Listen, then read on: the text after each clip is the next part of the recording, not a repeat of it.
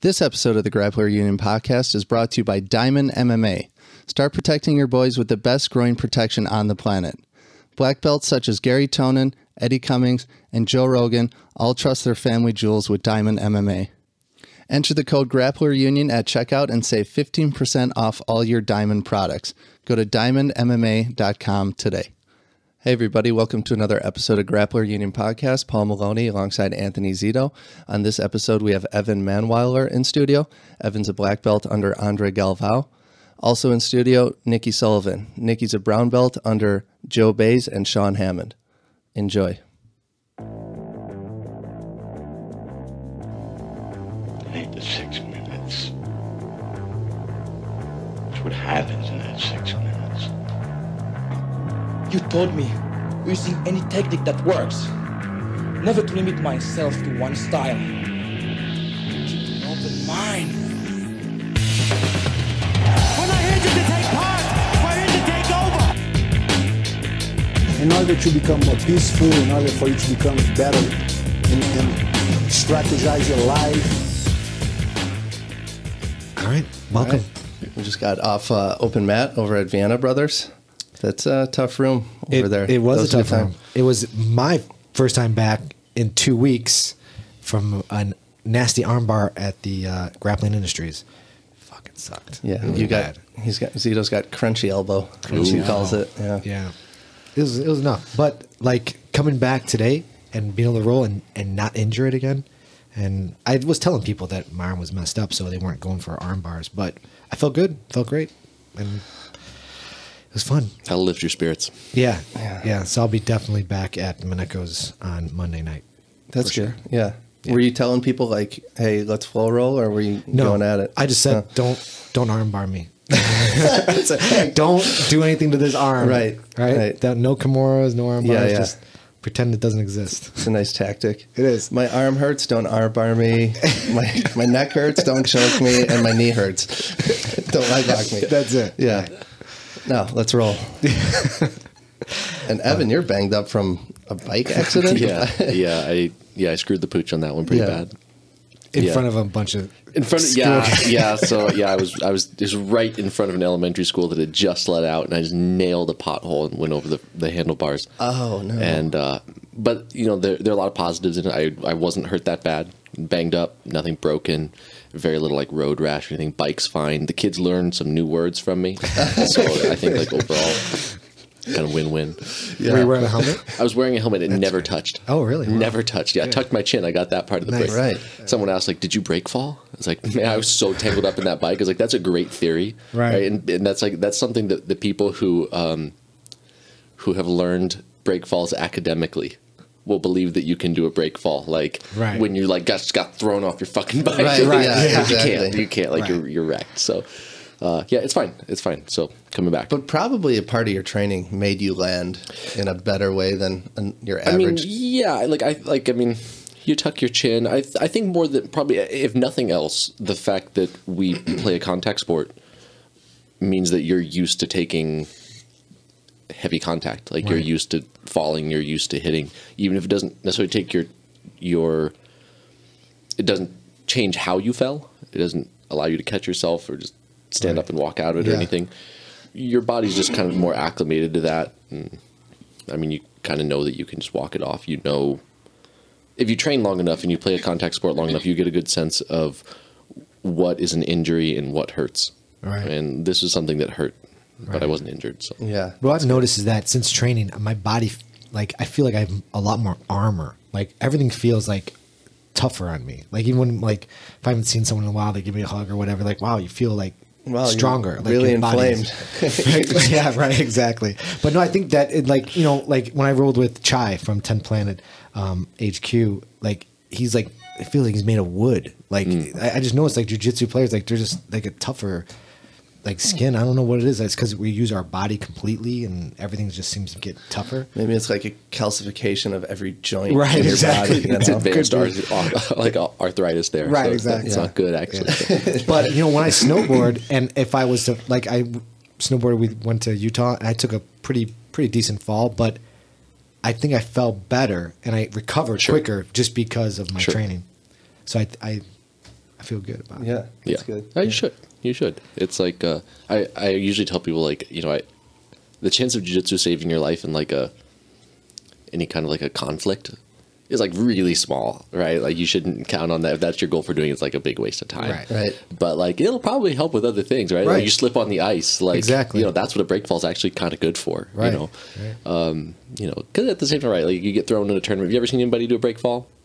No, you don't have time to do that. You got to fight, right? You got to start working, and so like taking that time to like break fall and like not do anything is a terrible idea in a jiu-jitsu rule set. Right. Yeah. If I fall and I have coffee in my hand, though, I'm going to save the coffee. I'm not going to worry about the break fall. I get you. I feel the same way about beer. Yeah. Like I think I'd let the coffee go, but if it was a nice cold Amstel Light. Well, yeah. I mean, like the bottle's not going to heal. It's not right. You're Like, right. I mean, it's lost. That's a lost soldier. Yeah. Like, there's plenty of coffee beans out there. Yeah. Yeah. Right. What about you? Replaceable. What about you, Nikki? Any injuries? I feel really good right now. Yeah. Like, I'm going into Worlds next week, and my body, like, I'm a little sore, but everything feels great. So that's nice. I've gone a while without any big injuries. I wrecked her knee a couple of weeks ago. Yeah, Evan really? put me in a really wicked calf slicer and popped my knee. Yeah, like a right calf before, slicer? right? Wow. She went right before she went. See, that's my point, right? I didn't expect that either. It's like 2 weeks before trials. Like right before trials, she came up because she's like, "Oh, I was good training with you, and I don't have to worry about getting hurt." And boom, I just like nailed her knee. Oh, it was so bad. And then he got in a bike wreck. It was so bad. It's karma. There you go. That's Well, what that was. what this calf slicer? Explain this. What did you do to pop? Like, did you not want to tap? I don't want to talk about Like, secret techniques. How? Because I've been putting a lot of calf slicers, Sure. and I have pretty flexible knees, and it's kind of hard to tap me unless you go sideways with it, and then you attack the side side of the knee. So, what were you doing that popped her knee? Like exactly, or do you just have Maybe really I'm just bad really knees? weak. I don't Nothing. know.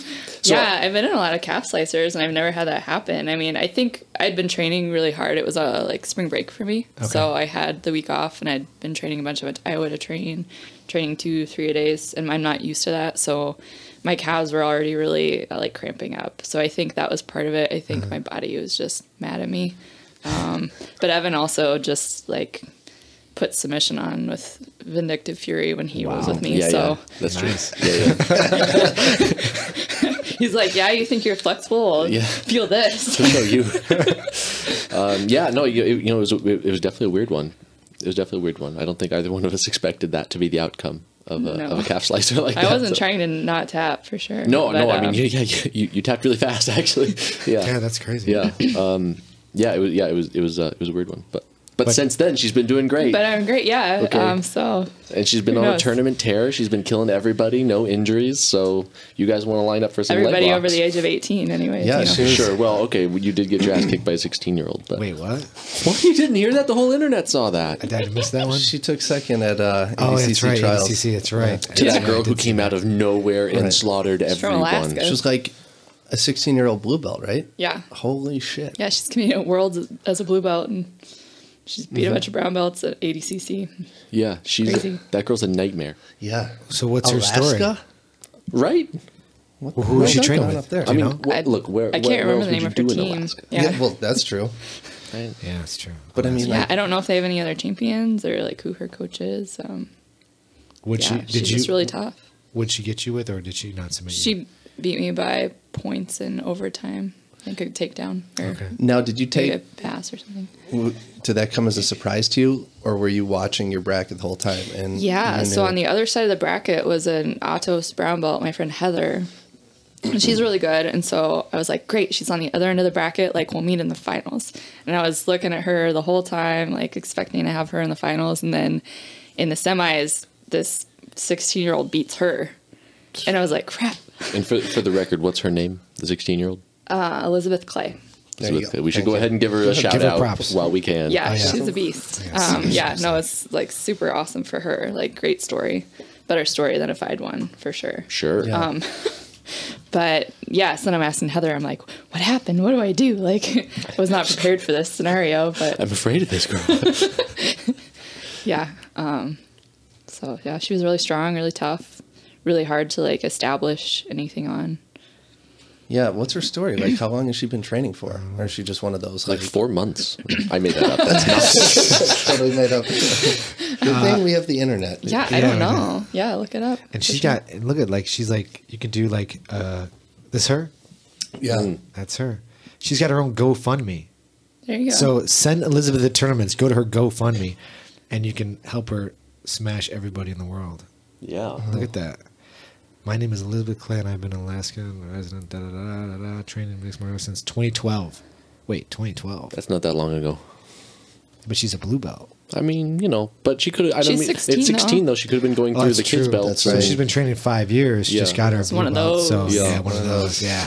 I see now. I gotcha. It says here There you go. she's put in 3,000 hours of training time, including private lessons. I don't and know how many seminars. hours I've put in. So she's like, You don't keep it- track. Why aren't Do you you keep keeping track? track? I've got a punch card. she's like the female version of Nikki Ryan. Yeah, Pretty much. Yeah, pretty much. Right. Oh, okay, but I just want to say, in all fairness, look, and I'm not saying this isn't as a knock to Nicky Ryan. I don't know him. I've never met him. I've got nothing against him. I think it's awesome what he's accomplished. But look at her arms compared to his, That's true. right? Like, Yeah. what I'm saying is, like, Nicky Ryan, you better start lifting. I don't know how That she could be made a- 132, man. Zito, we might have to make another match again. Oh, And throw it out. Elizabeth on- Clay versus Nikki Ryan. That's right. Okay. Be a good match. I think it would be a good match. Yeah. Zito made a poster of Gordon Ryan versus John Jones. Yeah. And threw it out there and tagged a bunch of people in it, and Gordon reposted it, and it got like 5,000 Got likes. like 5,000 likes. Yeah. Gordon's like me. Stirring the I said, pot. who wants to see this, match? And Gordon right away, instantly, he's like, me. I'm like, fuck yeah, let that happen. John Jones, nothing. Crickets. What does he have to gain from that? Exactly. Go out and get heel hooked in 12 seconds. Right. No way. Yeah. I mean, Still want to see that match, though. I still would like to see that match. Sure. You think John would want to do something, though? Like, he's got to Keep himself busy. I Right. don't know. I mean, what's he doing now? Well, he's fighting Cormier coming up here. In July. Yeah. Yeah. Yeah. But But up until still. recently, how busy has he been? Right. Exactly. Well, I mean, I wonder what he does. coke and strippers. Pretty much. Keeps you busy for a while. The issue, actually. Yeah. I mean, some guys could stay pretty busy at that. That's for sure. If you had John Jones money, you could. Yeah. Wow. Yeah. Talk about leaving money on the table, though. God, Oh, that my God. guy's missed a lot. What a waste of talent. Yeah, Yeah. But definitely. he's, how old is he now? 27? Is he the same age as McGregor? I don't know. Something like that. He's young. He's young, right? Yeah, he should still have 8 to 10 years, no problem if he wanted it. Yeah. And when are you flying out for Worlds, Nikki? I leave on Wednesday. From Chicago? I'm flying out of Cincinnati, actually. Okay, gotcha. So, yeah, I compete Friday. Gotcha. So you just came into town to get some extra Yeah, it's training? good training. The girls here all kind of cross-train together a lot, and they're really tough. So I don't have a lot of girls to train with where I am. So I come up here sometimes to train with the ladies and the guys, too. The guys are great. Yeah, if they don't pop your knee. Yeah, exactly. well, I don't have to worry about that right now because Evan's been hurt. So No problems there. You were at Seraphin's last night? I was. Yeah, it was really tough mat. Yeah, It was fun. I saw Jen's post with you too. I was very sweaty. It was so humid in there last night. I could barely breathe. It's hot in that room. Yeah. Yeah. It was good. I got a good sweat on. And today, too. Yeah. Well, Vienna opens the door. Yeah, that was kinda nice. I There's appreciate got a couple that. fans on. Daniel worries about his own comfort. Yeah. It's great. Yeah, that's nice. That was a good mat today. Yeah, I wonder what the temperature is in Seraphin's room. It's Is it like... upper 80s at least. Yeah, it's got to be, hot. right? It's not Yeah, like a I don't hot know. yoga studio. And it wasn't but- even the heat. It was just so humid. Yeah. But, How many people were there last night? I don't know, like 30 maybe. Yeah. Yeah. It was packed. He always has a big open mat. Yeah. Ever go to that, Evan? I've never been over there. No. When I was in Indiana, I cross-trained a lot. Like I really got to bounce around a lot. My situation was like a little different there. But once I moved here, I just never kind of got back into that like momentum. I was invited there recently. I ran into Jeff at Fight to Win, and he invited me over there. And I mean, I've known Jeff forever. Always heard great things about him. I've never heard an unkind word. And I've probably known him 10 years or more. No. But never had a chance to pop over there. You don't have a car either, so it's harder. No, I don't. And he doesn't have a bike rack, so it's Right. I don't know. How's your bike, by the way? Oh, bike's fine. Is it? Yeah, Okay. yeah. I caught it. So a little scratched up. That's cool. At least you don't have to take the bus. Yeah. Right. Yeah, that'd be less convenient. Yeah. Yeah, for You sure. ever been doored? No, thank God. No. No, That it's a seems like you'll constant be like- fear. yeah. Yeah. You're not- I've had a lot of close calls with it, but I had 3 bike accidents. Okay. 2 of them were people who like saw a spot and pulled over and slammed on the brakes to try to get the spot. And just like never, I don't know if they never saw me or just didn't give a shit or whatever. they didn't But so give in a those shit. cases, I actually ran into the back of them because I couldn't get out of the way, and Right. like they can stop a lot faster than I can in some of those cases. And then I had one where like all the traffic in my direction was stopped, so I'm just kind of cruising between the cars and the parked cars. And someone decided they were turning left. Someone let them in. They were gonna like turn into an alley. And of course, they couldn't see me. I couldn't see them. And yeah, she creamed me pretty good. I ended up on her hood, and like like stuff falls out of my pockets. It's all over the place, and my bike's like down the street. And so I'm like dusting myself. And the thing is like and I do credit jiu-jitsu with this to an extent. Like I wasn't hurt. I was like, okay, it's like it's an impact. Like you take a bad fall, it's okay. You get up, you dust yourself off, you go to the hardware store. Yeah. And the thing that bothered me was that she was sitting there looking at me like I inconvenienced her. Never even rolled down the window to be like, "Are you okay?" Right. Yeah. Yeah, that was a little rude. That was a little Freaking rude. Chicago, man. I know Chicago. They wouldn't do that in Indiana. Tell me you dented her hood or something. on No, the I fall. had a friend who used, when things like that would happen, he'd go over like you wanted to talk to him, and he'd lean on their mirror and break it off. I thought about because what are they going to say? Like I'm gonna call the cops and tell them what you just hit a cyclist, Right. Right? Like you can't do that. So Right. a pretty safe decision, but I didn't do it. I just went to the store. You're better than that, right? Yeah. I hope so. I mean, maybe.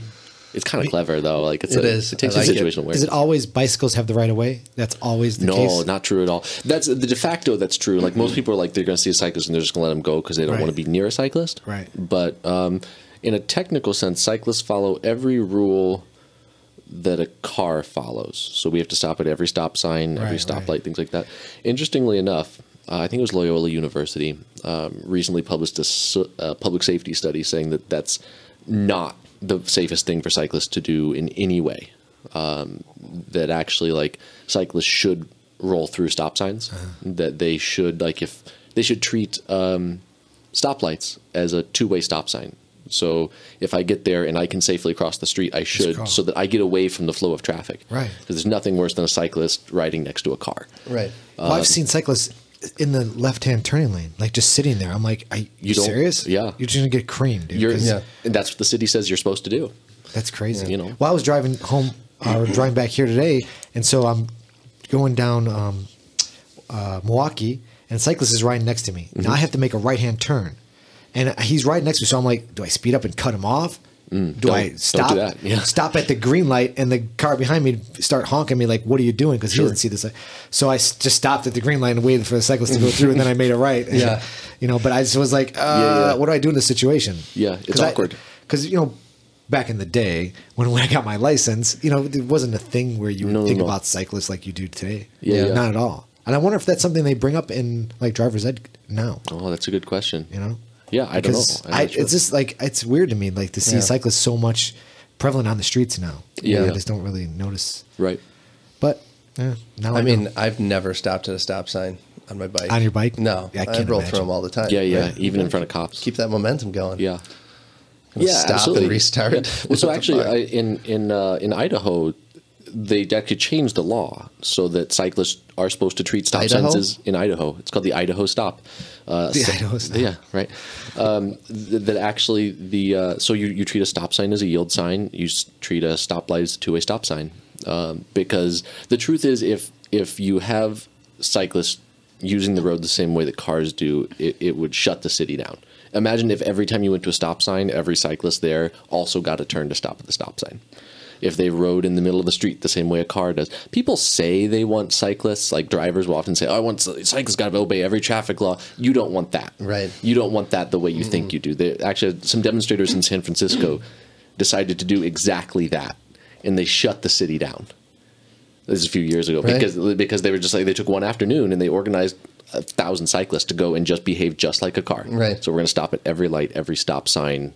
We're going to take up parking spaces. We're going to and then they found out you don't want us to follow traffic laws at all. Yeah. You say you do. Right. But in reality, what you want is divided lanes where you want a protected lane for cyclists and a protected lane for cars, Yes. where we don't interact. Right. Right. And that is ideal. It's hard to do from a city planning standpoint, but Did you So guys it's see? getting better. Did you guys see this freeway? This is L.A. This guy's riding. Now this is a motorcycle. Do you think this guy trains jujitsu? Because check this out. This is crazy. It's so weird that this guy gets cut off. He's driving a motorcycle. He gets cut off and lands on the guy's trunk, and the guy kept going. Oh, wow. Watch this. It's fucking insane. because this guy's cruising along. He's cruising on the Is he highway. on the shoulder? No, this is Oh, the that's this is it, the okay. lane. Watch this. Oh, wow. Oh, yeah, that's a Watch. horrible Boom. feeling. Look at, and the guy keeps going. Dude, stop. He's banging. He's like, "Hey, dude, stop! I'm on your, I'm Like, on there's your no trunk." way you didn't hear me run into the back of your Right. car. Holy Isn't that shit. crazy? Oh, right. I know this feeling right here where you realize you're not going to stop You're not in gonna time. stop. Yeah, it's and now horrible. look at this guy just Worst. goes over the I know handles. this feeling too. Yeah.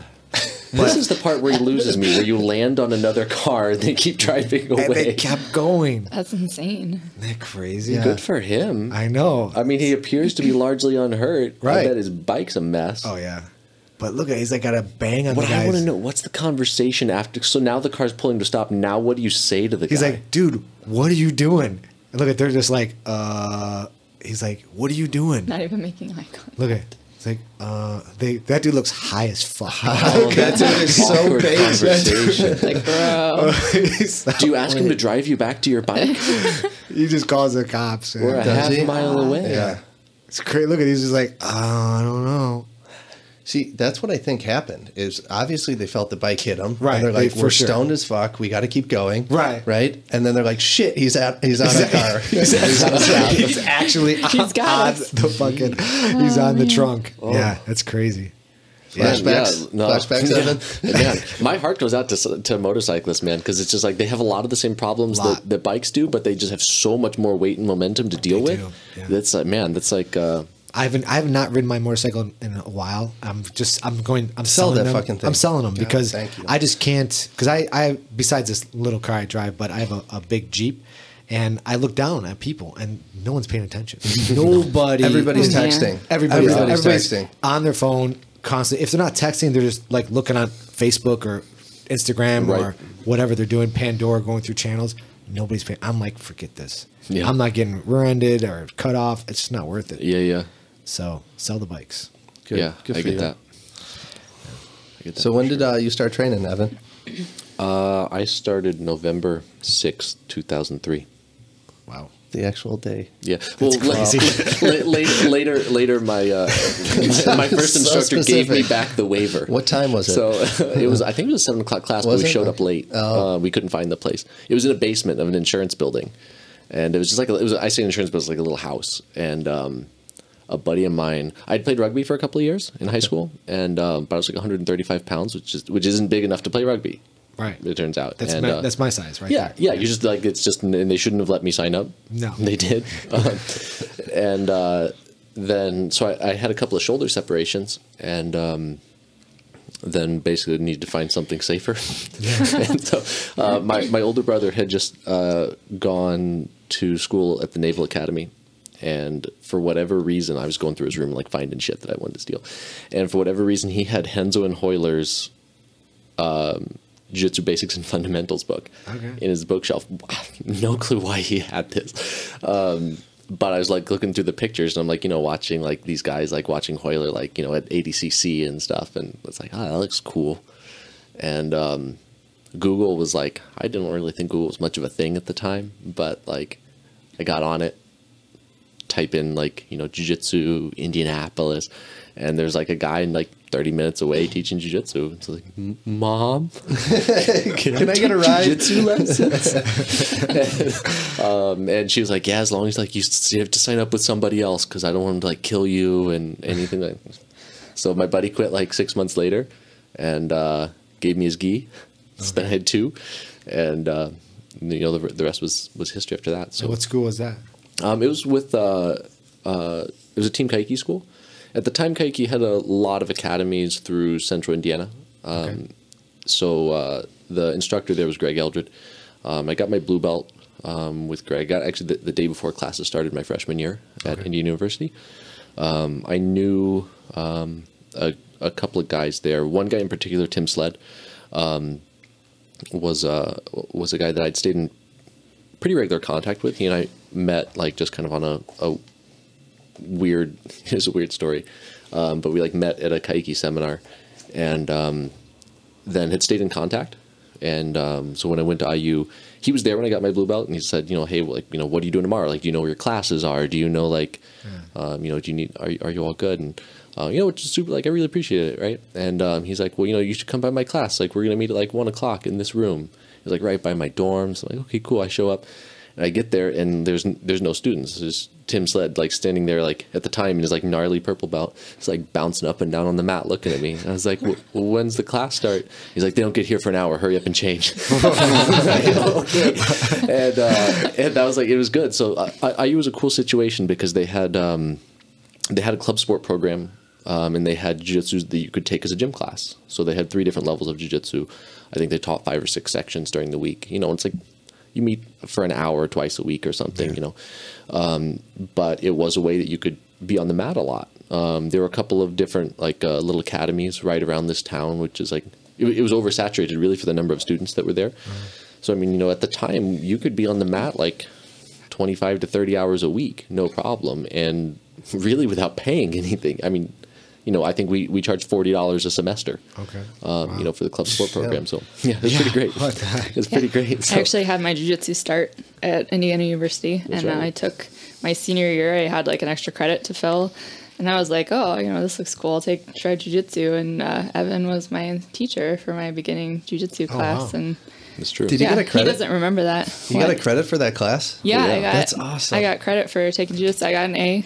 That's true. Yeah. I gave a lot of A's in all fairness, but I think she could have really been good. I don't know. I mean, it's hard to say. To be fair, Evan didn't remember that I was in his class. Apparently, I didn't make an impression. That was an awkward conversation a few years later. We started training together a lot, like years after that. And like at some point, she was like, well, you remember, like, I took your class. I was like, yeah, I know. Of course I remember. But I remember I asked her, I was like, well, I gave you an A, right? Did I?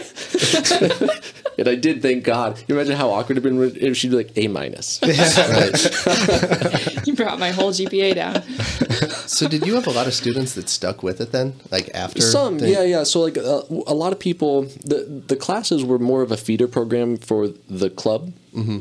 I mean, you know, what are you going to accomplish in 2 hours a week during this, you know, for 16 weeks of the semester? Right. You know, like you've got limited amounts that you can really improve there. And especially when you've got, you know, 40 kids in that class, you know, from an instructor standpoint, that's really like 40 true beginners twice a week for an hour isn't a lot. It's not. Right.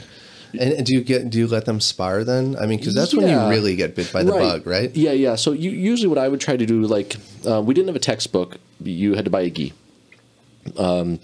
We had a curriculum that we followed. It was pretty much the same every semester. I mean, you're always going to have some give and take.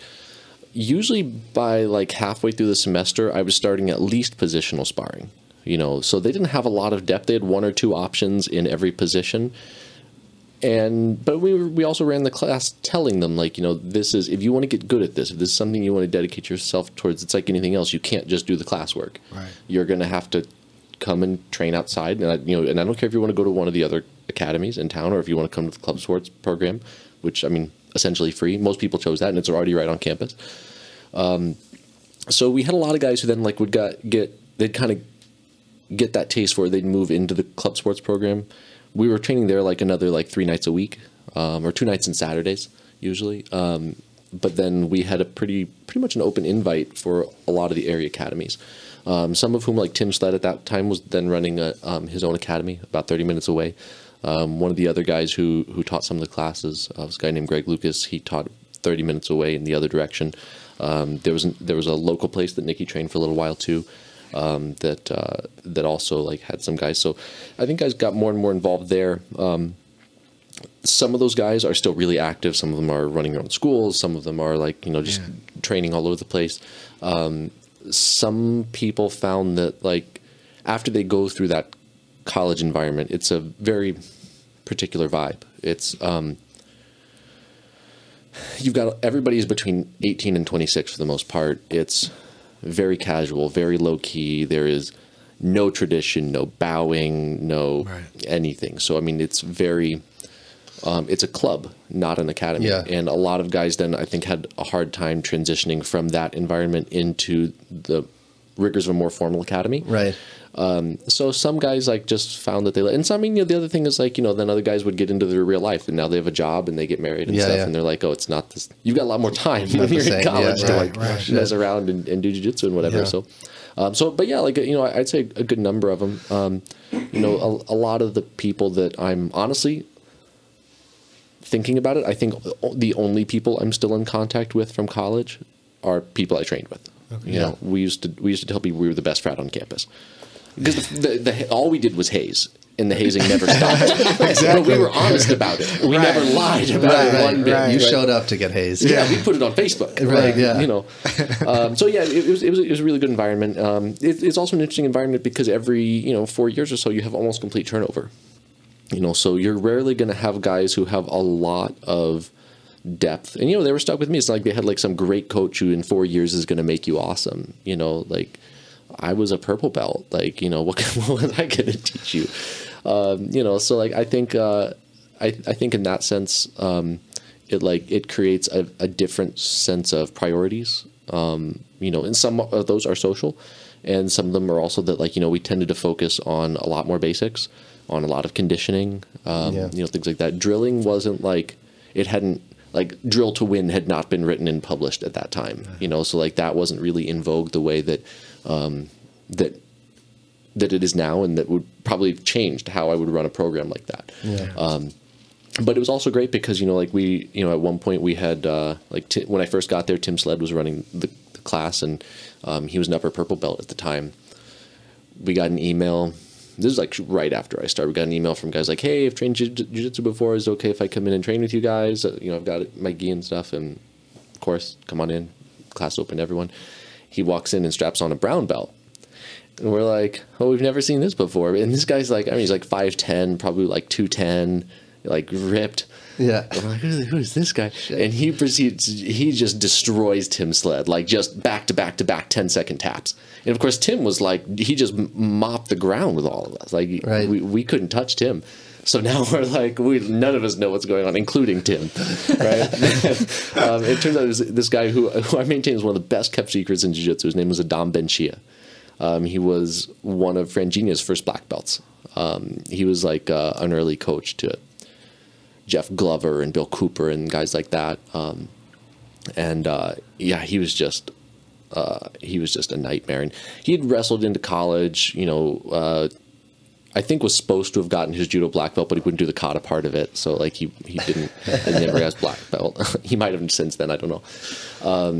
I think at the time he was already supposed to have gotten his black belt from Friend Union, and as I recall, he went camping instead of going to the belt promotion. He was just like, Adam was like, man, but he was just, and he was there getting his master's degree. And it's like, this guy's like, hey, do you mind if I come in and train with you? And then he just comes in and destroys all of us like casually. But so we had him there for the next 2 years while he did his master's program. Wow. And it was incredible. It was just like, it was really eye-opening because up until that point, all of the training I'd done was with Kaiki guys. Kaiki had this school that I trained with in high school. All of the guys that I was training with at IU were Kaiki guys. They all had really very similar styles.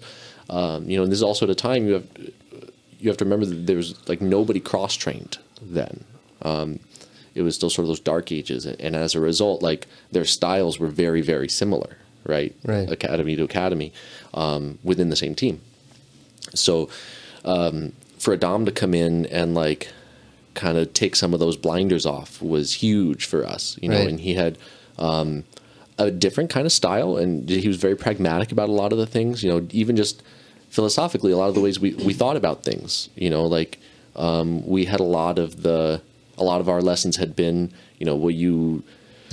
sort of the purity of Gracie Jiu-Jitsu and, this sort of like old school mentality. And Kaiki, I mean, I got to say, like, the guy is incredible at the kinds of Jiu-Jitsu that he does. He's 7th degree Koro belt. He got his black belt from Helio, like he's an old school legend for sure. He has at least from everything I ever experienced, he has a somewhat limited subset of jiu-jitsu that he does that is that sort of old school jiu-jitsu, that sort of self-defense Helio Gracie jiu-jitsu that he believes in, fervently. And I respect that.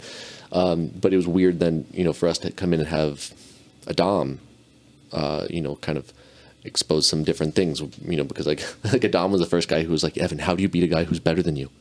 You hurt him. Right? And he meant it. Like, Adam was a trip. Adam was, but man, like great technique, super clean, and he was by far the most intelligent meathead I've ever met. Like the guy, he was just, he was shockingly intelligent, for a guy who had spent as much time around gyms and grappling and lifting weights and like doing stupid shit, but absolutely incredible. So he was really eye-opening, which was awesome. I think it kind of set that tone for us that it was kind of okay to look elsewhere, to think more critically about the jiu-jitsu that we were getting, about the things we were being told about how to learn jiu-jitsu and how to kind of live with our jiu-jitsu. Adam left. We had, we would have people come in and out again for grad school or this program or that program, which is cool.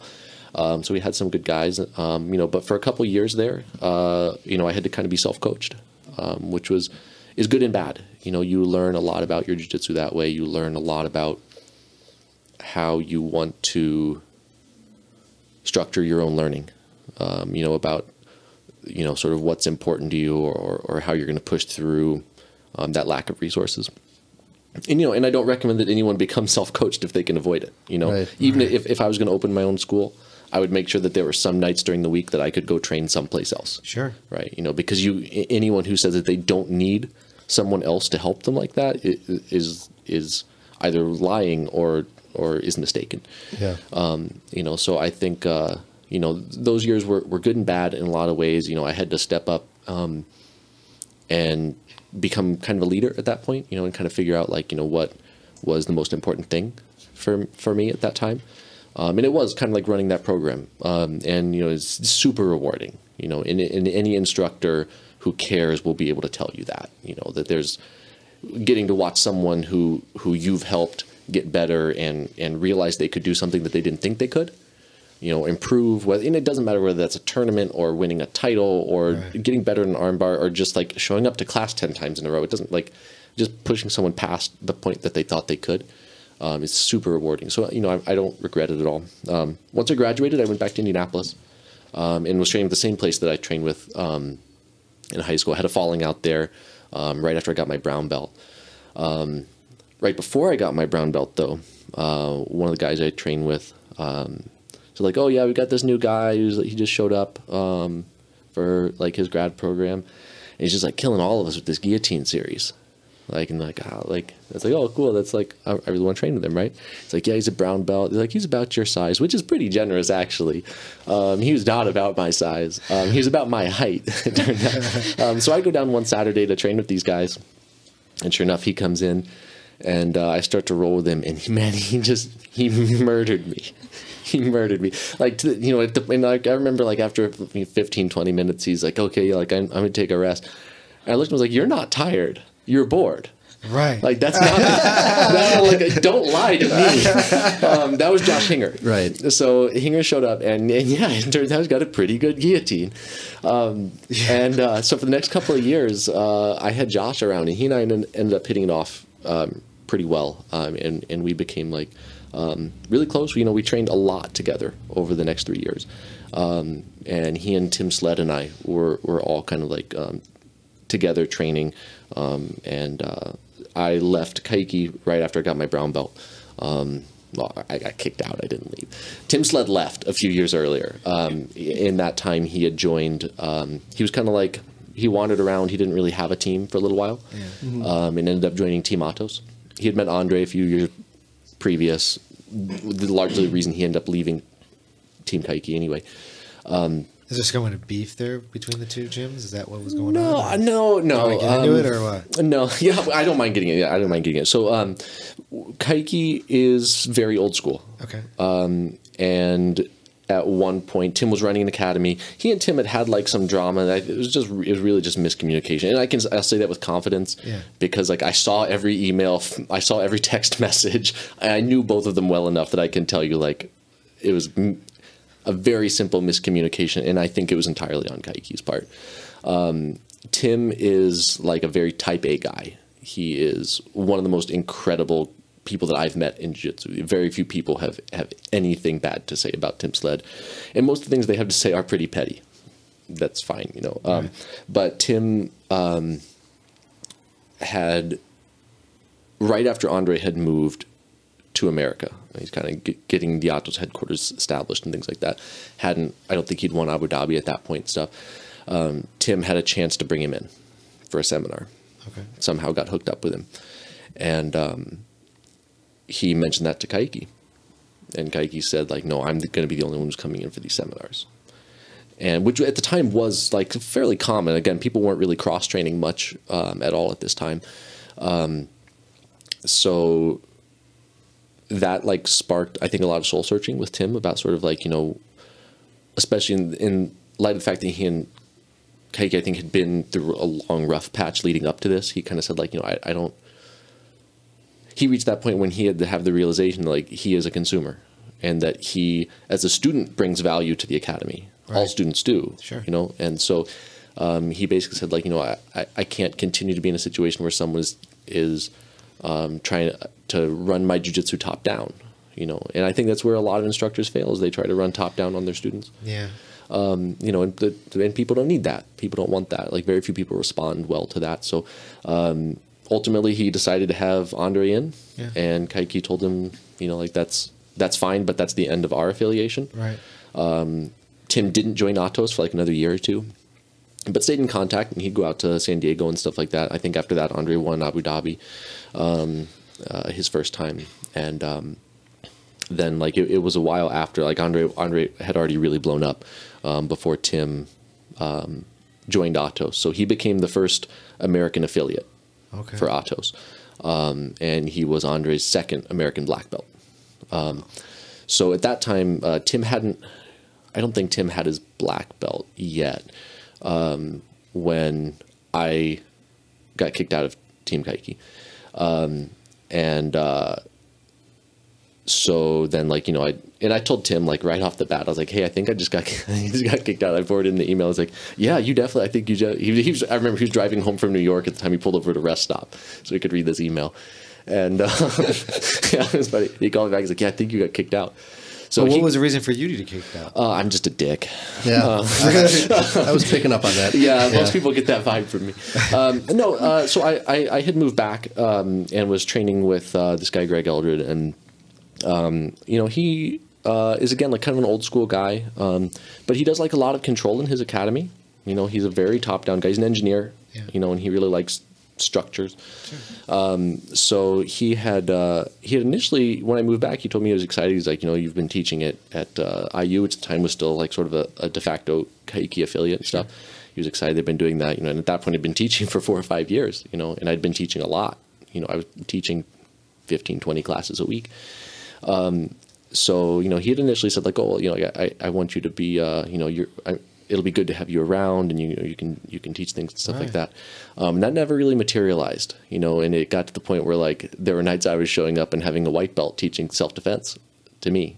And I was just kind of like, I don't mean that, like, necessarily in an egotistical way, but, like, even just from an academy health standpoint, what does that look like to someone walking by? You know, it's, like, a little weird. It's also, like, I think a little disrespectful to say that, like, I don't want you teaching, and I still don't know why really that didn't happen, you know.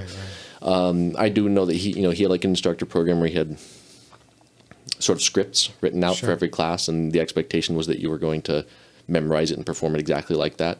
I think it's a fundamentally terrible way to run a program. Yeah, you know, like, that doesn't value the what any individual brings to the table. It doesn't allow their strengths or their weaknesses to come through. You know, and I think it's a hands-off, lazy way to create instructors too. And sure, it does create a situation where white belt could teach the class because he can just recite the script, and that's fine. But I don't know that that's, like, quality. So whatever, you know, he and I hadn't necessarily seen eye to eye on that. We got to, like, you know, the end of the year, and you know, we reached a point where essentially he, through a series of, like, cancellations, he ended up canceling 30% of classes 1 month. A bunch of guys got to it, and I get it. Like, that happens. It's holidays too, and, like, you know, end of the year, and, like, he, you know, he had kids, and, you know, kids are in wrestling, and he needs to be at this or that, and I totally get it. But you know, but 30% is a lot when you charge everyone 100% in the beginning of the month, right? Yeah. And so a couple of guys had approached me, like younger belts, and they were like, you know, is this normal? Like, should we always expect this? Things like that. And I was like, look, like let me talk to him. Cause at this point, I've known him like a long time, 10 years or something. And I was like, you know, I can handle myself respectfully. I've been around enough coaches and stuff like that. So I shot him an email. I was like, hey, like, you know, here's the concern guys are having. I kind of get it. And like, you know, maybe we can do something about it, schedule some makeup classes or prorate their next month or something like that. I got an email like a week later that was like, yeah, you're no longer welcome at the academy. And okay. Yeah. Like, okay. So Makes it easy for you. Yeah. There's not a lot of debate in that. So, and I don't think he and I have ever spoken since. Yeah. Like we, I don't know, like we just didn't have a lot of reasons to cross paths anyway. But and I tell you that, you know, and like, you know, I don't mean to demonize him. There are a lot of things I disagree with fundamentally about like how he runs his program, maybe his approach to things. But, you know, but like, you know, as far as like basics, old school jiu-jitsu, he's very good. Well, sure. Yeah, he's very good at that. Again, a very limited subset of jiu-jitsu, right. But he's really talented when it comes to things like that. Yeah, I mean, you know, so anyway, that's one. But I will say, I think getting kicked out of that academy was the best thing that ever happened to my jiu-jitsu, without question.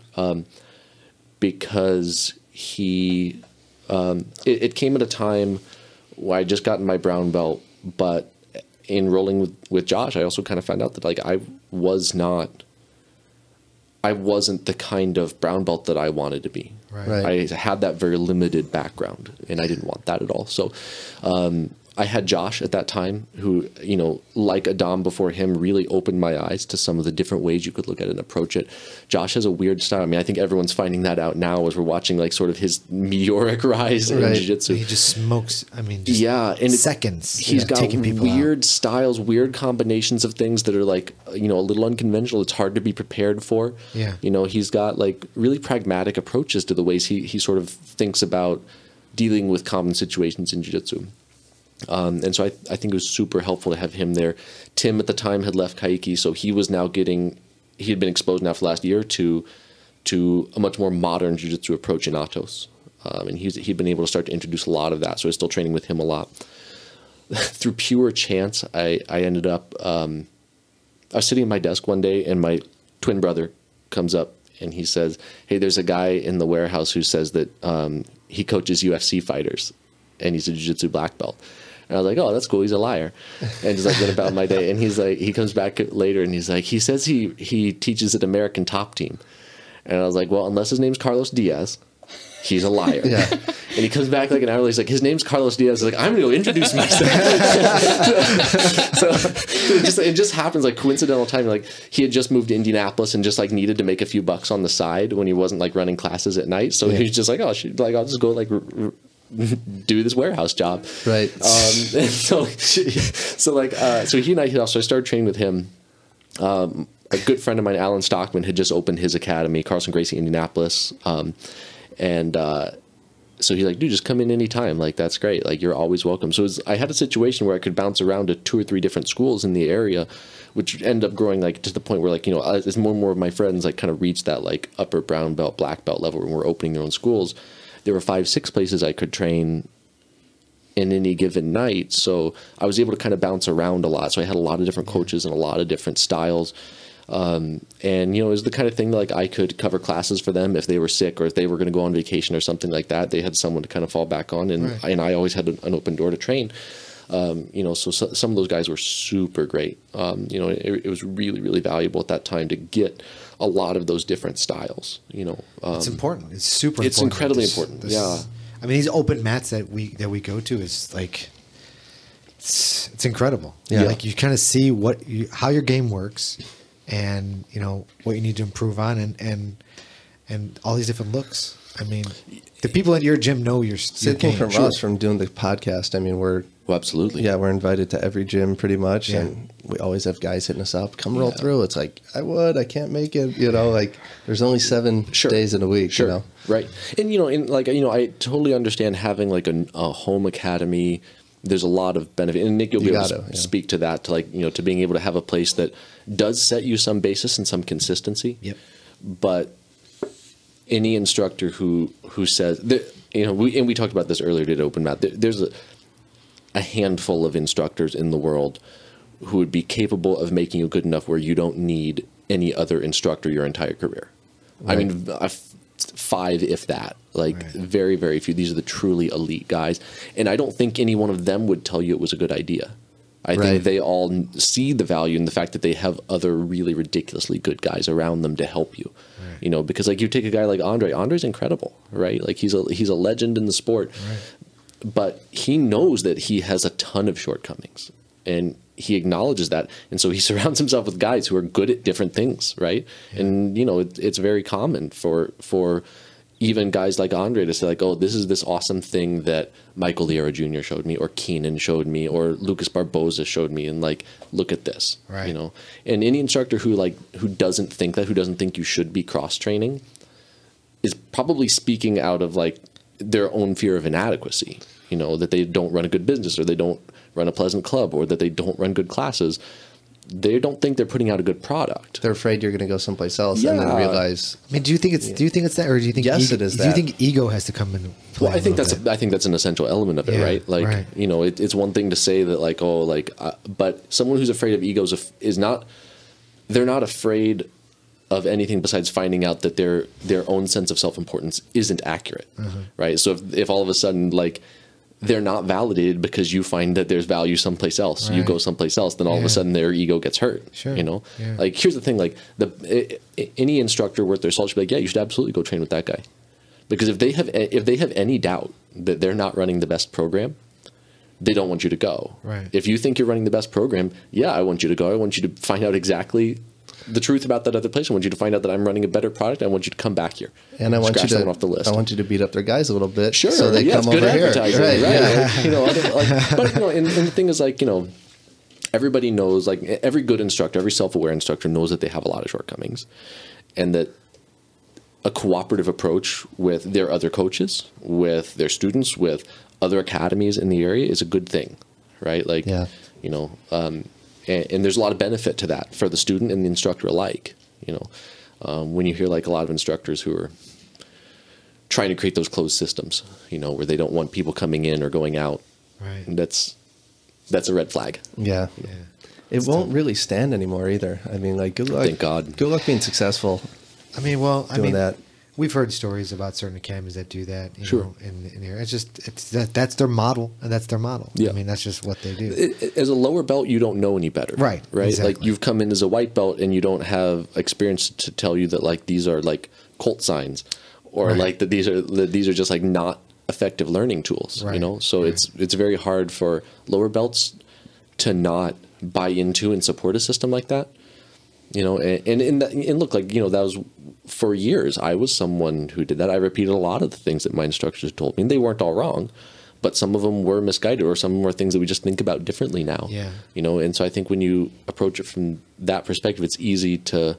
I mean, I've got a lot of sympathy for people who don't remember that they have agency in their own learning, and that they can.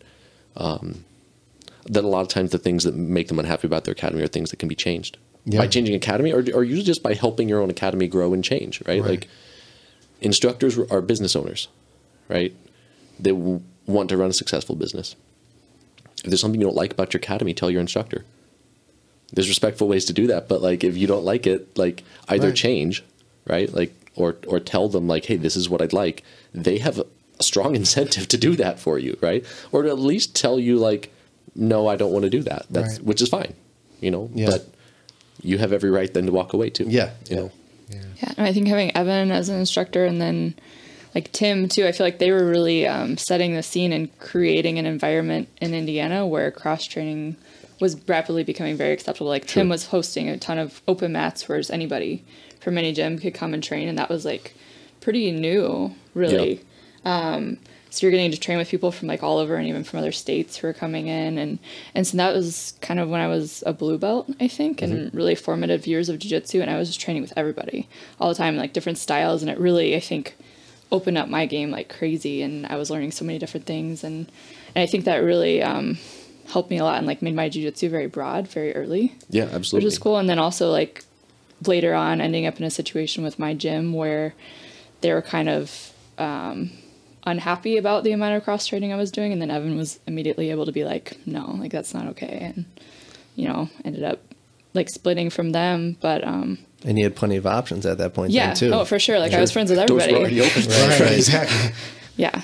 Where are you training at now?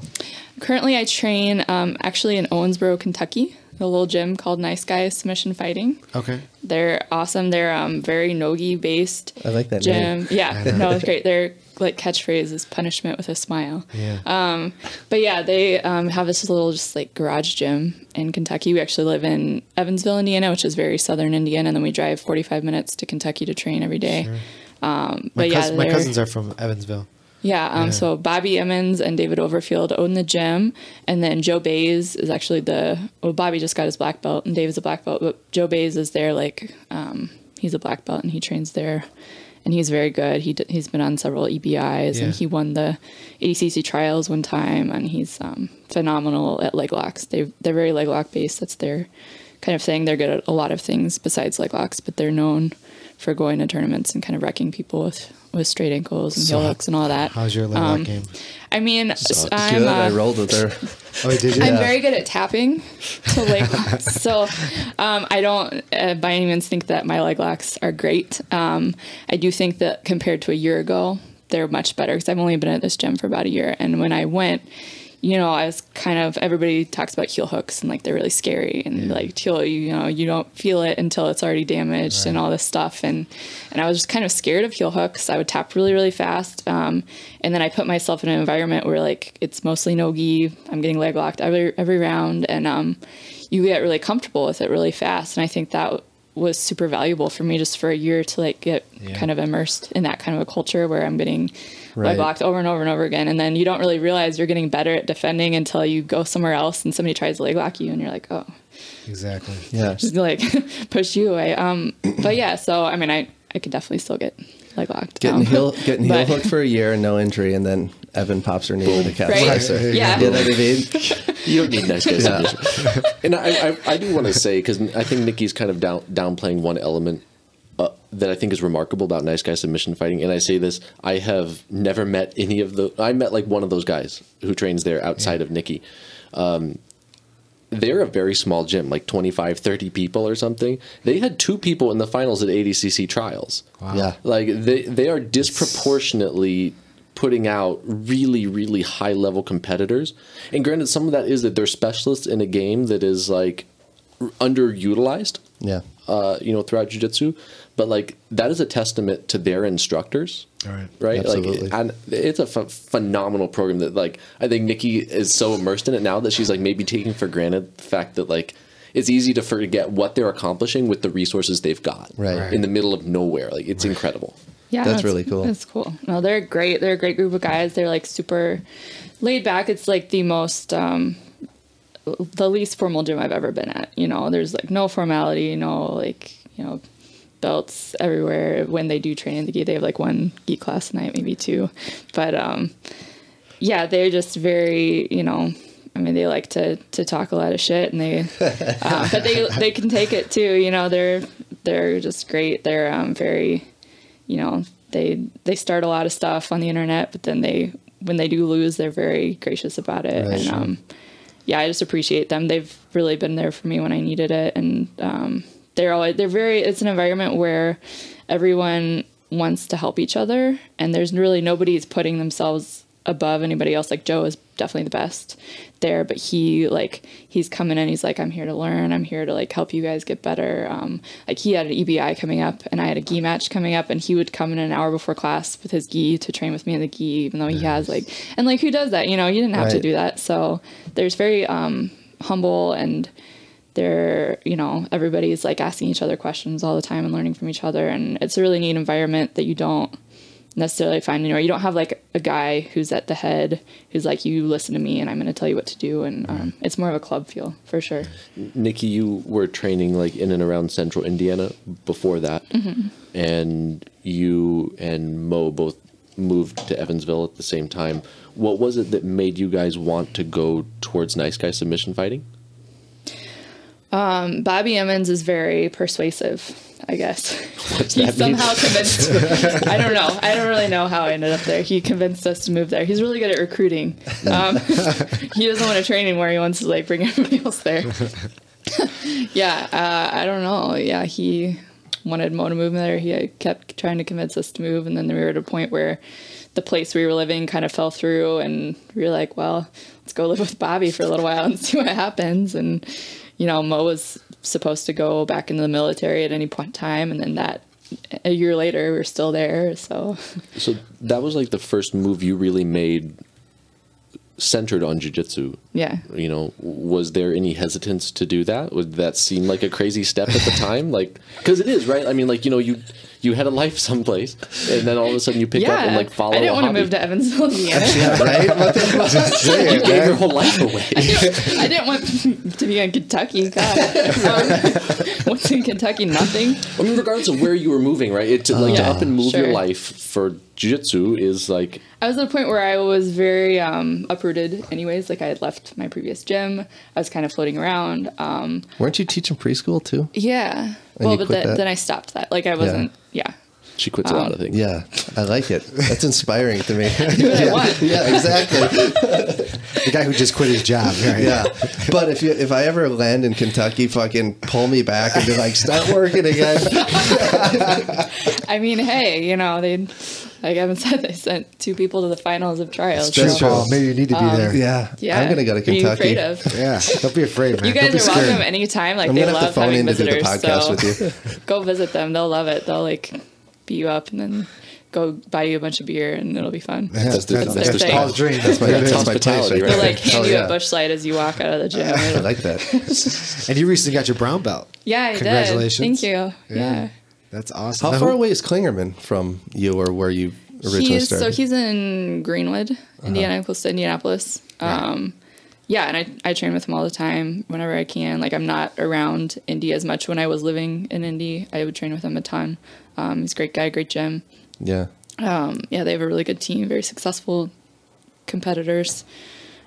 He's probably about 3 hours from where I'm living now. Oh, gotcha.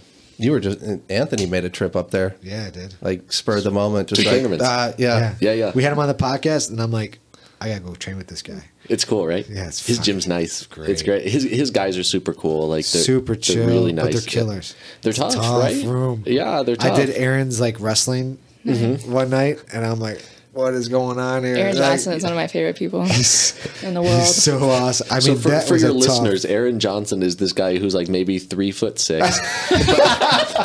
but in every dimension, like the guy, like he's just like imagine like if someone drew a cartoon of a wrestler, like Yes, that's him. that's him. And he couldn't be any nicer than couldn't. he is. He's just a great dude, and he's tough as hell. Tough. but he just goes like he's the same width from like elbow to elbow that he Yeah. is from like ear to ear and neck. Like it's just, man, he's just a cube. He's just a cube Yes. of muscle. It's He's horrible. He's a little ball of muscle, Man, but like- he's so tough. His wrestling class was tough. Like I'm like, all right, let's try this out. Oh, yeah? no gi. I'm like, sweet man. And then I'm like, what the fuck are we doing here? Like just drilling. I'm like, yeah, no wonder you guys are killer. It was great. Yeah. It was fucking great. Yeah. It's tough, man. And they're the nicest people. So nice. James Great. has a couple affiliates right in the Indianapolis area, which is like it's been cool to kind of see guys like about sort of my jiu-jitsu generation, like who all kind of came up together and like they all kind of like started schools at the same time. And something that James has done really well, something I respect a lot about James, was he helped those guys not only with their jiu-jitsu, but he was very cooperative with them as far as like setting up their schools and helping them with the business side of things. Right. That is something that like you don't learn in most jiu-jitsu academies, Right. and that if that's something you want to make your life around is super critical, but kind of having a cooperative relationship with those guys, and supporting them more than just through the tangible jiu-jitsu parts, Right. has created a much stronger team environment that's like kind of allowed him to spread out in like cooperative, like really, I think, positive ways through central Indiana. It's great. It's true because when through your jiu-jitsu journey and you get your black belt, there's no like business courses in that. You know what I mean? You're kind of just like, you're like, oh, I have a black belt now, and you can go over to academy. Yeah, but you have the requisite skill set to teach, but not to run a business. Exactly. Yeah. It's a big difference and huge difference. Running a business is different, you know. And James, he does an excellent job of of transitioning people to do that. And AJ as well. Yeah. They're both super active in like coaching other people. I mean, I know they do a lot of business coaching and marketing coaching and stuff like that. And the fact is that they've explored a lot of different avenues, you know, from videos to running, you know, the Fight Hub shop, you know, to their own academy, to privates, to like, you know, to being outside consultants for people. So like, you know, they found a lot of different channels to take the same kind of skill sets or the same sort of central skill sets that they have and explore a lot of things, which is like incredible, you know, like to see people like that finding ways to be like resourceful and entrepreneurial and things like that is it's awesome. Yeah. Nikki, have you ever competed in his in their tournament, AJ and James's tournament? The Ego? Extreme Grappling Open? Yes, I have. Yeah. How is it? Is that a good tournament? Yeah, it's fun. No, it was one of the first tournaments I ever did. It's great. You can get a lot of matches for sure. They've like every year they have more women competing. Yeah, you get a battle axe if you win, so that's exciting. Nice. What about that tag team shit? Like, did you ever do that? I never did that. Oh, you did that? I did it. You did? When you went out there? Yeah, when I went out there, they had it at the end of class, tag team. So James is like, all right, Ant, go ahead, get in. I'm like, all right. So we were 5 on one side, 5 on the other side. He just split up the belts and everything like that, and it was fucking crazy. I got tag team. You know, like I was like.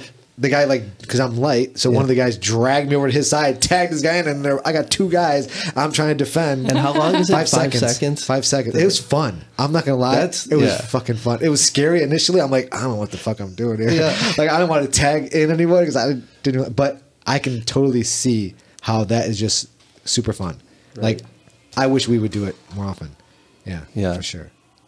So have you ever heard of this, Evan? Oh yeah. I've never done it. I mean, we used to do 2-on-1 training and things like that. You know, with Klingman, with other places as well.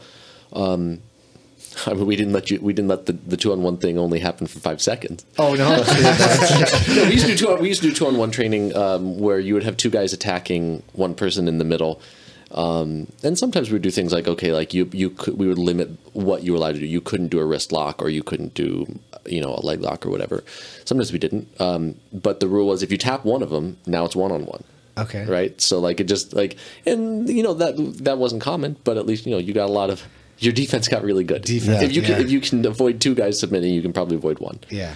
I want to say one thing though. You asked if Nikki's competed in Ego. She recently had a fight to win match on Friday, came back on Saturday, and then like swept all the divisions at Ego. Like, oh really? So like, yeah, I drove from Evansville to Cleveland. Yeah. What's up, Nick?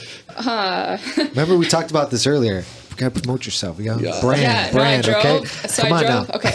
I drove to Cleveland for this fight to win. Right. Against Jessica I. Against Jessica I, and I won. There you go. Which is great. Mm-hmm. And then so like 10. It was not an easy match at all. No, she was tough. She was great. Super nice. It was fun. Really fun. Yeah. And then after that match, like 10:30 at Mark Vivas had a match that night too, which he won. Yeah, great. Let's just assume Mark Vivas always has a match. Yeah, always. He's on every card. Just know that. Yeah, I don't know what he's doing to get all these matches, but we won't ask. Yeah, but, you don't say that on the radio. So like 10:30 at night, it's done. I go drive to my parents' house, which is near Indy, and sleep like 4 hours, and then I went to the Ego to weigh in. And then, like, tried to take a nap in my car. It didn't really happen. But I competed. They had a cash prize absolute. I was like, okay, you know, gotta go do this. It was fun. I was a really tiring weekend. I don't know how I made it, but it was fun.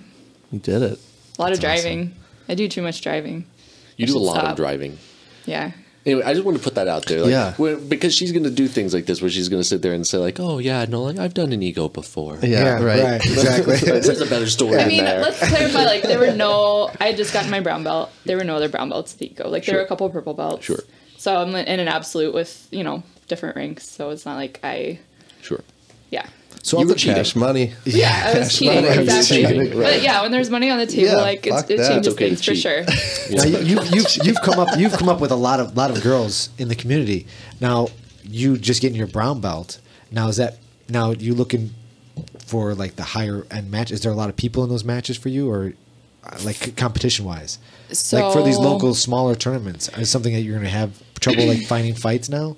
And I mean, that was an issue when I got my purple belt too, right? And that was something that we were even talking about when purple was coming up was, well, I'm not going to be able to compete as much locally. Right. Because there just won't be girls. Right. Now, but after I got my purple belt, a lot of other girls got purple. Sure. And like now there are a lot of purple belts kind of locally, not a ton, but I think it's the kind of thing where if a couple show up, then more will show up. And so now at Brown, I don't really, and I haven't really competed a lot locally in the past year anyways. I've done some cash prize absolutes, and I was generally one of the upper ranking females in those. But so generally, if you want the matches, it's going to be doing like a Chicago Open or going to California or going to New York, doing one of the bigger tournaments, which is fine. And there are so many opportunities to train with other women now. Just I can go to their gym and train for free a lot of times. Yeah. So sometimes that's excellent training too, you know. Right. It was before the only chance I got to really compete against a tough female was to go to a tournament. And now I have a lot of other opportunities to train with women besides just competing against them. And a lot of the women I train with are women that I also compete against, which is kind of crazy. But, you know, there's a great camaraderie and we all support each other like crazy. And like when I went to trials, I was getting ready to compete and we're in like a group chat message with all the girls in Chicago. Okay. And they were like, Nikki, we stopped our open mat to watch you compete. They were like, good luck. So they're all at this open mat and they're watching my like live. It was really cool. It was really exciting. Nice. And then Danya went and competed in California the next weekend and we were all like messaging her. We're like, we want updates. And it's great. It's great to have that and feel really supported by the community. Yeah. Yeah. I mean, that's maybe like one silver lining too of having a smaller community is it forces you to be a little bit more tight knit. Yeah, for sure. No, we're like we compete against each other sometimes, but we really want to see each other succeed too. Sure. And that's kind of neat. Why? Why? Because then you know how you stack up. Yeah, I mean, because in some ways it's a win for the Midwest too, right? It's like we all train together, and then you go out and beat up the California girls or whatever. And now let's talk about that. You're abandoning the Midwest here soon, huh? I mean, well, I don't know. Short term, anyway. Maybe I'm going out to California for Worlds. I'm going to stay out there for a month and train in San Diego. I'm really excited about that. You thinking about making another move for jiu-jitsu? I don't know. Now that's the lifestyle, right? You just give up and move on. We'll have to see what they have to offer, you know? I can't imagine you're going to get any tough matches in San Diego. Now, where are you training in San Diego? I'm going to train at Atos. Oh, that's all. Okay. Yeah, I don't know if you've heard of them. They're a little gym out there. So this is after the Worlds, though. Yeah, no. Okay, so you shouldn't get beat up too bad. They'll like be a little more chill maybe, and I'll be able to kind of ease my way into it. It'll be like super hard for me. For them, it'll be like nothing. Yeah, it'll be good. So you're going to stay there for a month after Worlds as like a trial period kind of thing? Yeah, sure. Are you going to bring all your stuff just in case?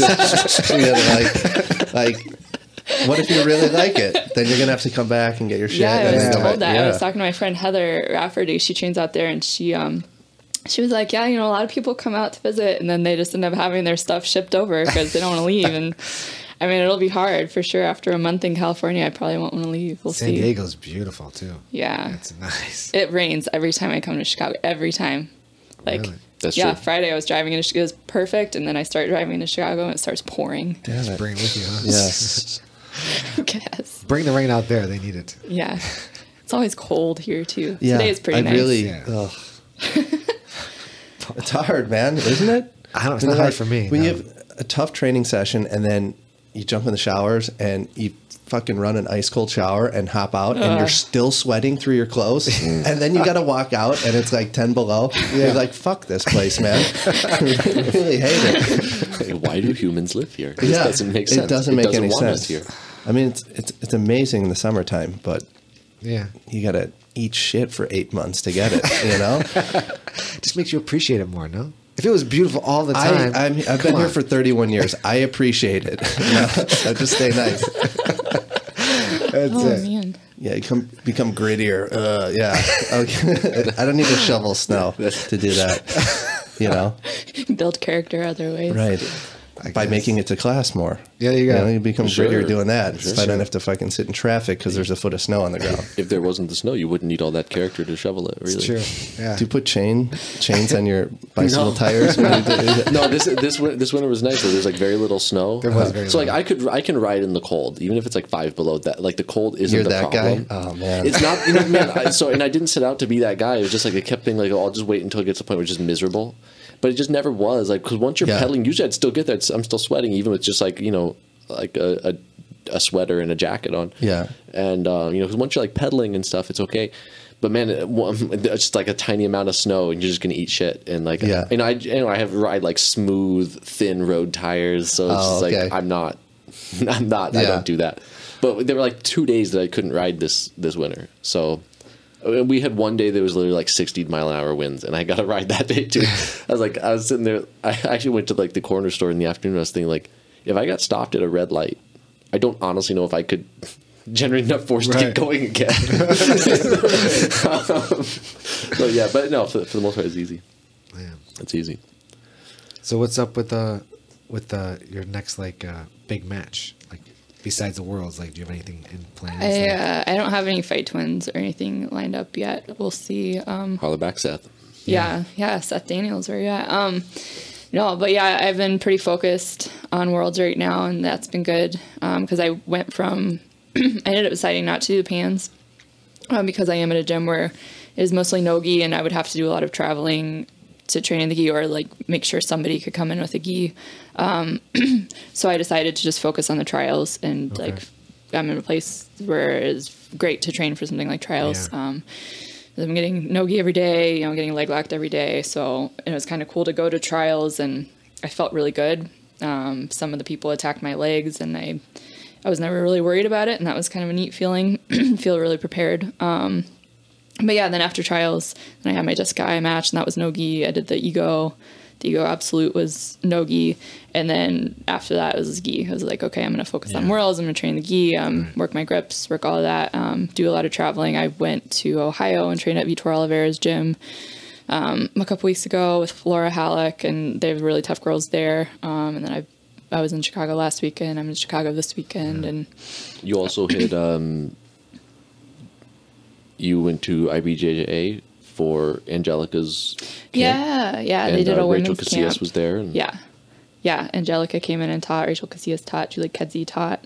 And Angelica James Galvao. Yes. For the record, for anyone who doesn't know what we're talking about. Yeah, she's really. I really enjoyed her portion. I learned a lot. You're like a ridiculous road warrior. You're just constantly moving for jiu-jitsu. Like, just like I feel like you're always driving someplace. I know it's weird. Like I'll have a free weekend, and I'm like, oh, where should I go? What do I do at this time? Like, yeah.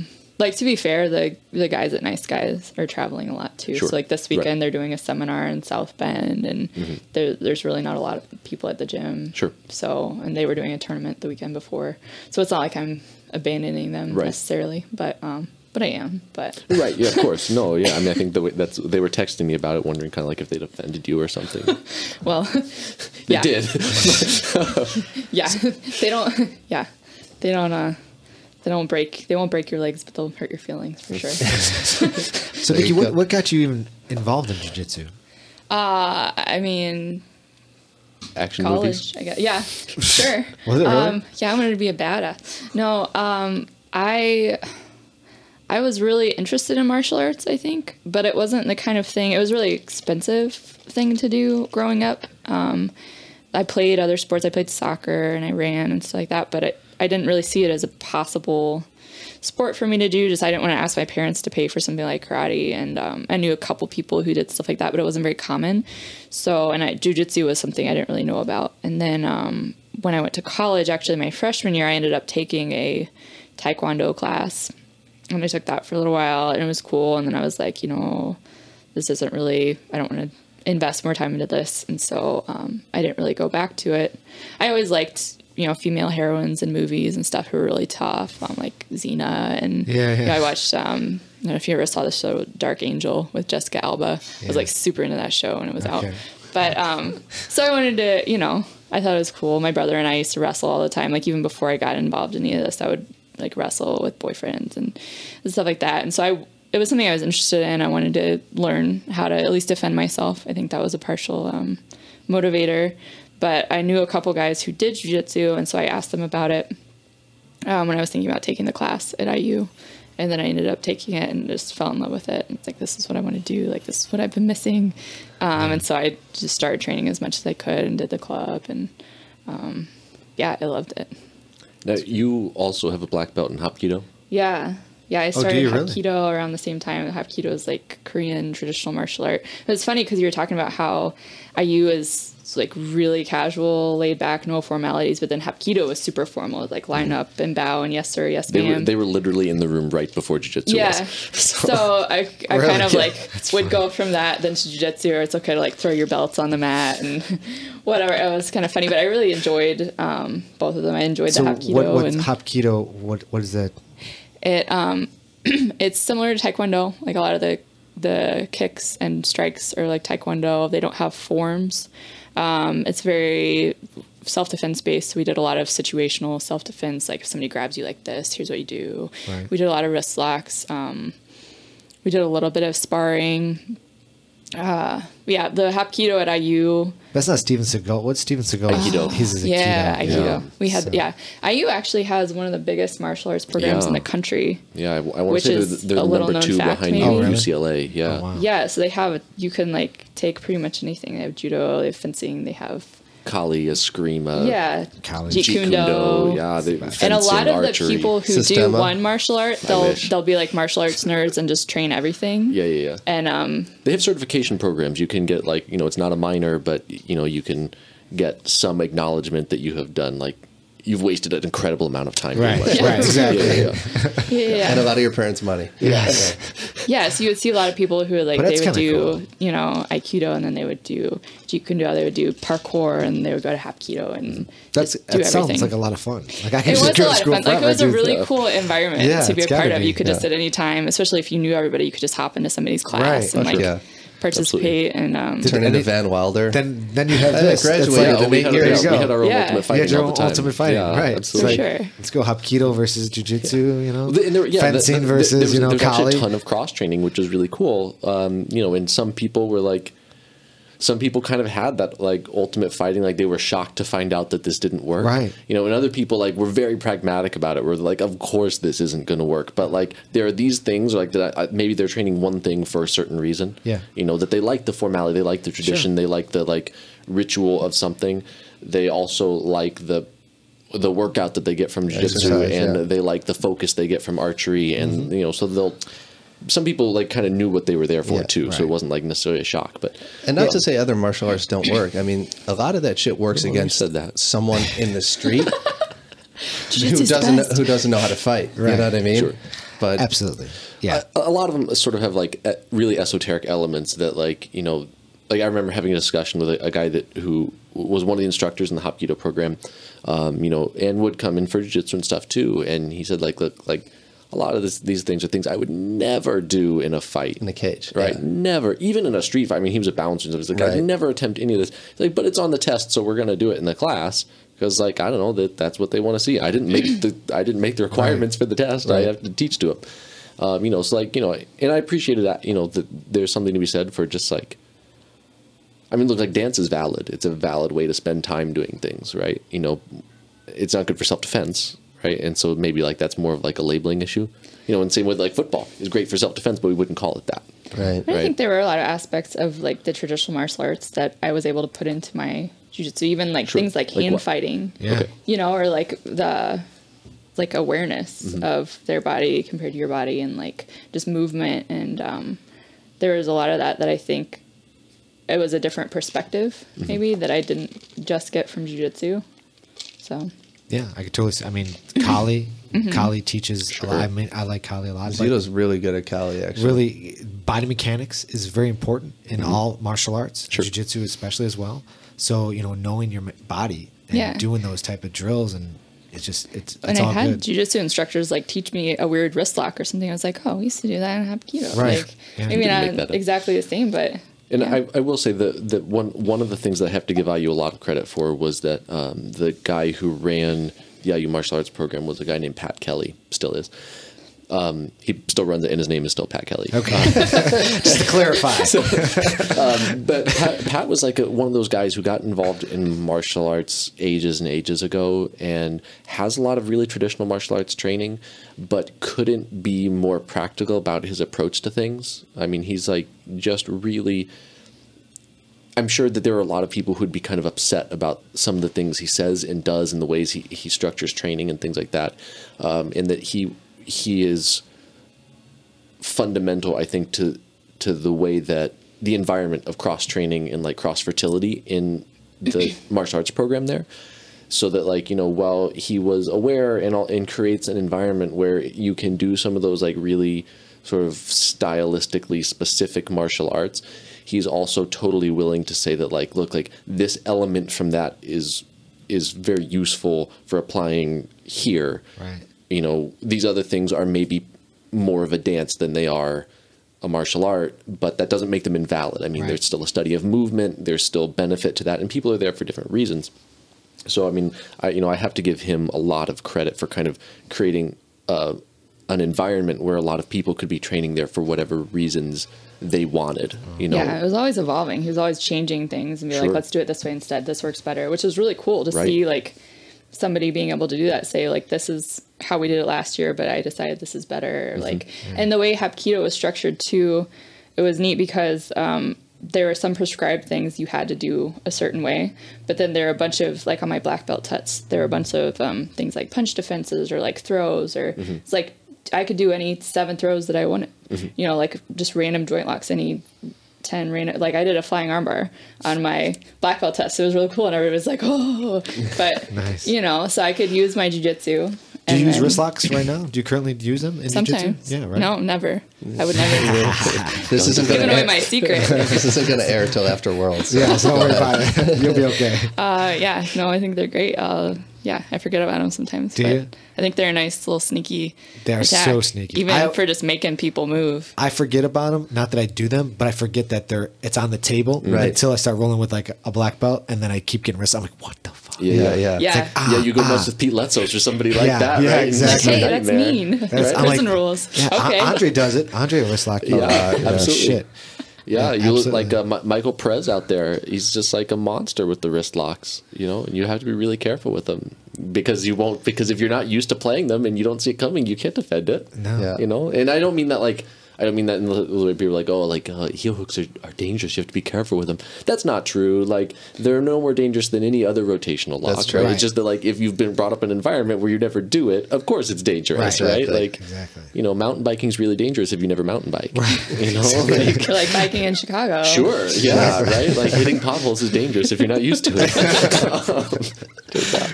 You know, and I will say, like, you know, I think that's one of those places where, you know, earlier we kind of talked about that old school mentality versus sort of the more open approach that is increasingly common today.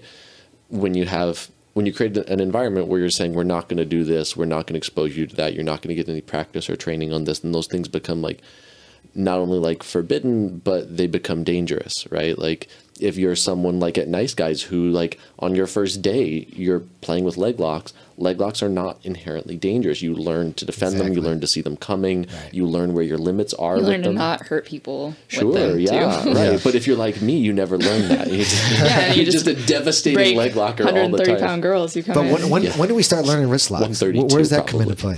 play? Like, is there a class for wrist locks? Or you have to go Pete the Greek for wrist I locks? don't Pete know, the, man. I think That's if you're it. in Chicago, Pete the That's Greek's it. your guy. Really? That's how we're Yeah. gonna go. Yeah. But is there like I've never seen anyone like being, oh, here, this is I've seen Pete when we went to his academy and we went to the Eddie Cummings seminar. Mm-hmm. Afterwards, Pete was showing Eddie and Octavia all like these insane wrist locks. 5,000 wrist locks, Yeah. yeah. It was crazy. He was like, okay, here and here. And I'm like, what the fuck is this? Nonstop. And thank God, I feel bad for the guy who was like, he was doing it on because it looked painful. I'm sure that guy's wrists are so rubbery at this point anyway that, like, Yeah. You know, Do you guys but follow him on Instagram? so I don't anymore. But I love when he shows up in my suggestion because he's always like, hey, eat the Greek here. And it's just like, I feel like And I say this, and I love Pete very, very much. But like, I feel like I show up and like I'm always like, I feel like this is message 2 out of 3, and like I'm missing context. Like I don't know what's going on. It's totally like that. It's definitely that's Man, so. I heard Pete the Greek stories for years before I met the guy, and like in the first day I met him, there's like I honestly, I was after I moved here, I was training up at Viana Brothers, and like the furnace went out one day, like in the middle of winter, and Dan was like, "Okay, no class, we're gonna get this fixed tonight." And so a buddy of mine who had like already picked me up was like, "Oh shit, like, well, let's just go to Pete's, I guess." I'm like, "Okay, cool, like we'll go to Pete's." And so we walk in, and at this point he's already at the Irving Park location. Okay. I'd been, I think one time I dropped in to his little boutique that was over on Western, but I don't think he was even there when I went in.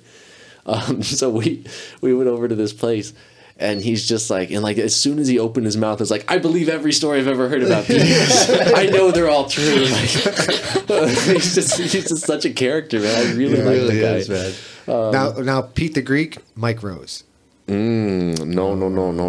How do you compare the two? No, Mike Rose is a legend. Like, yeah, Legend. like Pete the Greek is a character, right? But Mike Rose is a transcendental legend. Legend. Like, you got. We were talking earlier. I'm like, so because we were supposed to have Evan on next week, but we decided to do it today because why not? Sure. Got Nikki here too.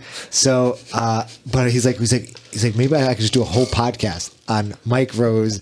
Rumors. Yeah, it's just, I'm just gonna tell legend. every Mike Rose story. Mike Rose, if you're listening, contact us any way you want. Text message, Facebook, Twitter, carrier pigeon. I don't care how you do it. Like this is the place for you. Yes. You need to be on the podcast. I want to find out if I will interview you personally. So really quick before we wrap this up, Because we asked Nick Mitria last week, we're like, right. I always like ask everyone when they come in, who would you like to hear, blah, blah, blah. And Nick's like, let me see your list. So he's scrolling through it. And you brought up Mike Rose. He's like, no way, dude, don't do it. And we're like, why? He's like, that dude is fucking crazy. He's like, he trips balls in the Amazon and stuff. And I'm like, now I want him on this show. Yeah, Mike Rose, do it. Yeah. Mike Rose, come tell your story. So give us one Mike Rose rumor before we wrap this up. Well, so the background rumor about Mike Rose, yes, he was an old school Kaiki guy, okay, and at the time he was like a legend. Like this guy was just unbelievably talented. I have no idea if he still is. Okay, I will say this: I have never met the man. Okay, I have never met the man. He's purely just like he could be entirely fictitious for all exactly. I know. Like he could be totally Kaiser Soze. Right? Exactly. We wouldn't know. We wouldn't know. So. The rumor was that he like at some point disappeared into the Amazonian jungle and comes back like 6 months later speaking a weird language that wasn't Portuguese, wasn't like it was like a weird amalgamation of like Jamaican patois and pidgin and Portuguese and English, and like it was all over the place. And I remember everyone always said he came out with this beautiful, elaborately hand embroidered gi, covered in tribal patterns, and he could play the pan flute. Okay, and he couldn't play it before. Wow. and I will say, a buddy of mine moved to Chicago, and he was a Kaiki guy, and there's no Kaiki schools here, and Mike Rose was here, who had come up under Kaiki. I was black belt from Kaiki, and he's like, he calls Kaiki. He's like, where should I train? Kaiki's like, go train with Mike Rose. So he calls him. He's like, yeah, come by at like 11 on Monday. Like, I'll be there or whatever. And my friend Kadar shows up, and he's like, man, I kid you not. I open the door, and Mike Rose is sitting there on the mats in the dark, like in his jeans and this like fucking tunic or something. He's like, I don't know. And he's playing the pan flute. I mean, he's like, not like a little bit, like he's really going for it. Like he's playing that thing. And he said, he's like, I stand there for like a few minutes while he plays this pan flute, and then he looks up and he's like, Kadar, I knew you'd come. Whoa, dude, that's fucking deep. The flute told me. Oh, shut up. And Kadar's like, no, we made an appointment. He's like, Kadar, do you want to get Indian food? And Kadar's like, yeah, okay. So we got Indian food. Like, we talked. Like, he was fine. He was a nice guy. He's like, so did you go back to something? No, I never went back. So I don't know. Definitely go back. Yeah. What the fuck? Like, so I don't know. Like, I think If you get Mike Rose, let me know because I will be here. I'll ride my bike all the way back down here and we'll do the thing. I would love to find out. Will he bring some ayahuasca? Maybe. I don't know. He might make it here. He might have a potion for you. I don't know. Like, it's hard to say. I mean, you could do a whole podcast of just like Mike Rose stories, just people who will come on and tell you their favorite Mike Rose story. Right. I don't know if any of them are true. Right. And Mike, I apologize if these stories are not true. You might be like just like a CPA. Like for all I know, you could just be like the most vanilla guy ever. Right. But that's not what people believe. Right. Right. But I mean, I will say, like, I've also heard those rumors like the guy is just like something else on jiu-jitsu. He's just like on another existential plane. Right. Yeah. So, awesome. Who knows? Who knows? Right. Yeah. Well, we got to work on it. Nikki, I'll put him to the list. what are your sponsors, Nick? Just Roll. Just Roll. BJJTs. Nice. Yeah, Nick Mitria. Where can people find you? They can find me on Facebook. I have a personal page, athlete page. Instagram, Nikki Cuddle Jitsu. Okay. Good name. I like cuddles. Yeah. I mean, I feel like that's pretty much what we're doing. Yes. You know, the best cuddler wins. Yeah, I have a Twitter. I don't really use it. I should. What about a website? You have a website yet? Well, kind of, yeah. Nick Mitria, get on that one. Yeah, what's up, Nick Mitria? Yeah, website coming soon. What's the domain Maybe I'll name? keep a blog out in California. Maybe. Yeah. That'd be What's the fun. domain name? Is it Nikki Sullivan, I think. Is it just NikkiSullivan.com? Dot. I don't think it's .com. I think it's something else. .net? EDU. Terrible. Nikki, we just talked about You don't know this. your own website. Come Well, on, Nick. it's not there yet. Well, okay. Still. Coming soon. Thanks to Nick Mitria. Coming soon. Coming soon, but Yeah, being worked on. I am writing a lot of articles right now for BJJTs. So Okay, cool. I've done a lot of interviews with athletes like Catherine Perrette and Matt Leighton, and there are a couple coming out soon. Sweet. And so if you want to check those out, it's on the BJJTs.com website on their blog. You can find pretty much everything there was written by me. Yeah. awesome. Having anything for you? No, I got nothing. That's No it? social media? Nothing? I do. I mean, I'm available on. He's a ninja. I'm available. Can't on find Facebook. him anywhere. I'm available on Facebook. No, I mean, I'm not a competitor. I don't really have to like push that part of my jiu-jitsu. Right. If you want to find me, most nights at Fiona Brothers, 7 o'clock, show up. You know I'll be there. Yeah. Almost always. So Or cycling the city. or cycling the city in bike lanes near Don't the bar. hit any cyclists. Yeah. One of them could be Evan. Yeah, the life you save could be mine. Awesome. Well, I appreciate you guys coming out and doing Thanks, this. guys. No, thank you so Yeah, much. it's I been appreciate great. it. Thank All right, you. and It was good luck. fun. Good luck in the world. Thank you. Yeah, go All get right. him. Bye. Bye. Thanks for joining us on another episode of Grappler Union. Siri, how can our listeners find out more info? For more information about Grappler Union, you can visit them on the web at grapplerunion.com or follow them on Instagram and on Twitter at Grappler Union. Like them on Facebook at facebook.com/Grappler Union. Also be sure to subscribe on iTunes. All episodes are available on the Grappler Union YouTube channel. Be sure to subscribe. Anthony, I really enjoyed the podcast. Can't wait to hear the next one. Thanks, Siri.